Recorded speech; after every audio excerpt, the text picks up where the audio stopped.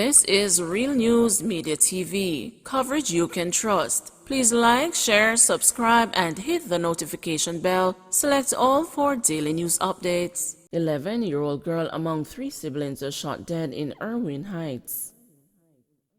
An 11-year-old girl and her 19-year-old twin brothers were shot and killed at their home in Irwin Heights, Montego Bay about 7:30 p.m. Wednesday.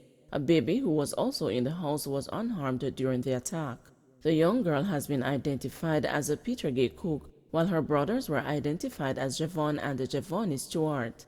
Police were on the scene late into the night.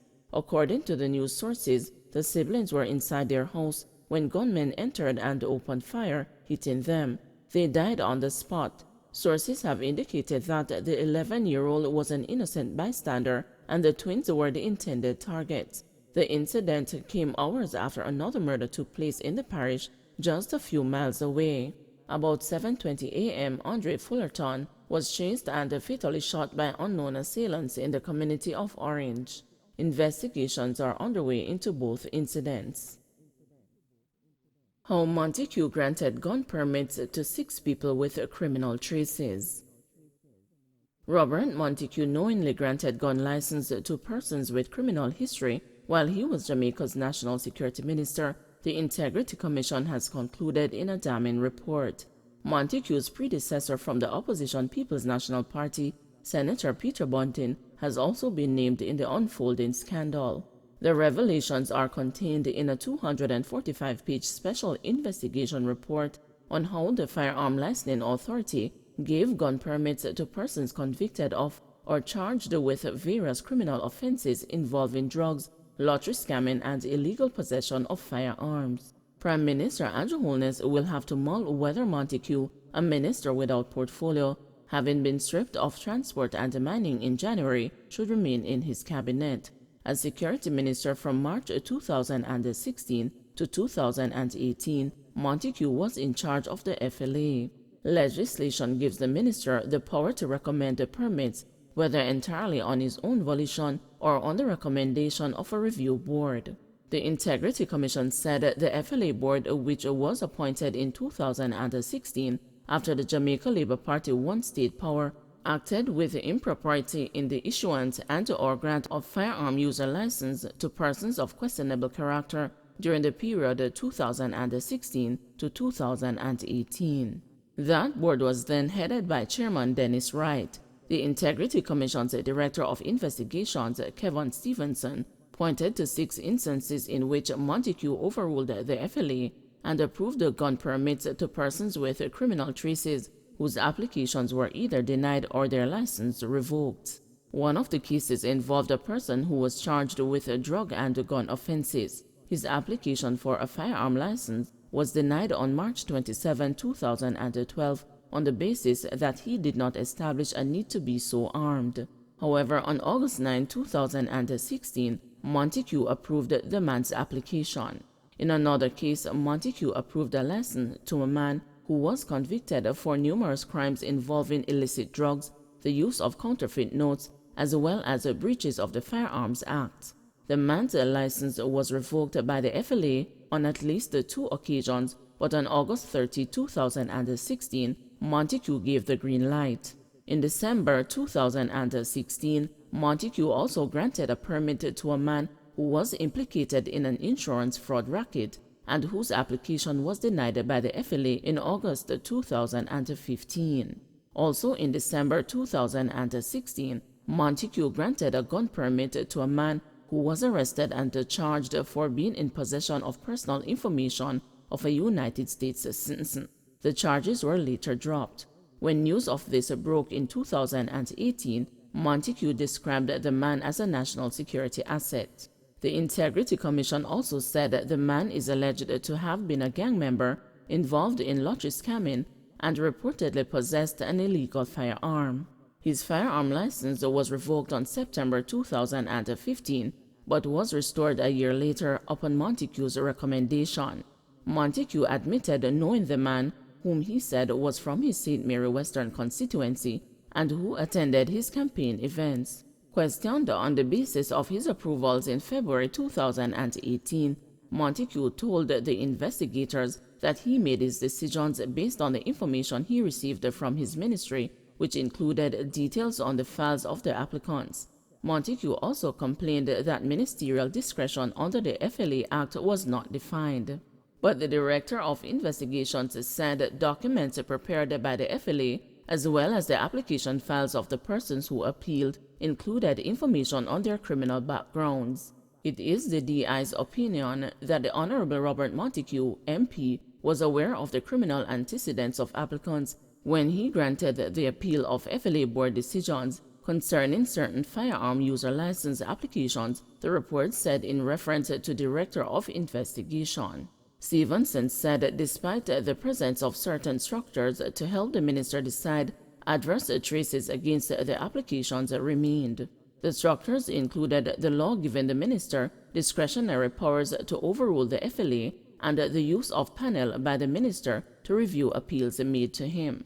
In one instance, charges against an applicant were dismissed. The Director of Investigation said he did not glean any evidence of subsequent investigations which were conducted on the instruction of Montague, or further intelligence reports requested to substantiate his decision to grant the firearm user license on appeal. In November 2016, the then Office of the Contractor General opened an investigation into a single case but expanded the probe a year later to cover the period 2012 to 2018. The special report was tabled in the House of Representatives on Tuesday but released to the media late Wednesday evening as concerns grew about the delay. The report comes amid public claims by the FLA boss Shane Darling, who last month went public about questionable practices at the agency. Darling's allegations were not new. However, as the Dennis Wright-led board resigned in 2017 amid allegations that licenses were being granted to unfit persons. The Integrity Commission said it has received the allegations concerning acts of abuse of power and corruption committed by Darling at the FLA. However, the report did not address those matters. It said allegations received on November 8, 2018 and January 11, 2019 about further acts of corruption and other matters which fall outside its remit are to be referred to the Financial Investigations Division and the Major Organized Crime and Anti-Corruption Agency for further investigations. Slain Central Village Quartet were on revenge mission, said source. 3 men and a teenage boy who were killed in a reported firefight with the St. Catherine South Police in the Central Village community of Zambia have been alleged to be gangsters who were wanted for various violent crimes. Acting on intelligence, the police swooped down on a dwelling about 2:30 a.m. in what Assistant Commissioner of Police Gary Griffiths, who leads Area 5, described as a targeted operation. 3 firearms, a Smith & Wesson 9mm pistol loaded with 4 9mm rounds, a Gerson Parabellum 9mm pistol fitted with a magazine containing 8 9mm rounds, and a .45 pistol with a magazine containing 1.45 round were seized. The youngest of the alleged assailants has been identified as a 16-year-old DeAndre Channer, alias Little D, of McGregor Gully Mountain View. The police say he is a high-ranking member of the Burger Gully Gang and a suspect in the murder of a man committed in February 2022 in the Kingston Eastern Police Division.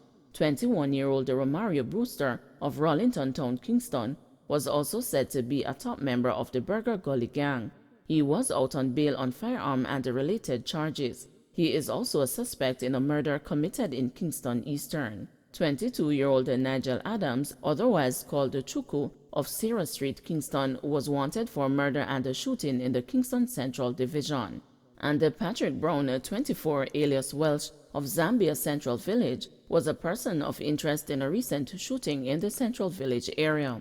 The quartet was believed to be planning to avenge the death of 33-year-old Hopetoun Coleman, who was killed by assailants on February 23 in what was considered a reprisal killing. Coleman's killing, according to sources, was linked to the brutal killing on February 20 of 30-year-old Grace Kennedy salesperson Leona Kimisaman, a resident of the community whose body was found with multiple gunshot wounds. Her throat was slashed and her eyes gouged. The police have since arrested and charged 31-year-old Saddam Morgan, welder of Windsor Heights, for Salmon's murder. Sources told the news that the man had been seen in the community since last week and were plotting to kill persons believed to be responsible for the murder of a community don. "We see them in the community, but everybody afraid. Them come in to make war and take revenge on the man them who killed the don," said one resident who requested not to be identified. "Oh God, wake me up when the shot them start fire. Me never know say a police until this morning." According to the resident, the community has been frozen with fear, with householders afraid to talk to the police. One woman told the news that she was terrified when she heard the gunfire in the wee hours of the morning. "I am ready to leave this area. My son is so afraid that we both cuddled under the bed when we heard the shot. Right now he is so shaken that he don't want to come outside to go to school," she stated. Meanwhile, Griffith said Greater Central Village continues to be a hotbed of crime. "We won't relent in our pursuit of criminals to make Jamaica a safer place," he said. Wednesday's gun find brings to 6 the number of firearms seized in Central Village in less than a month. The incident is being probed by the Inspectorate and the Professional Oversight Bureau and the Independent Commission of Investigations. Don't forget to like, share, subscribe, and hit the notification bell. Select all for daily news updates.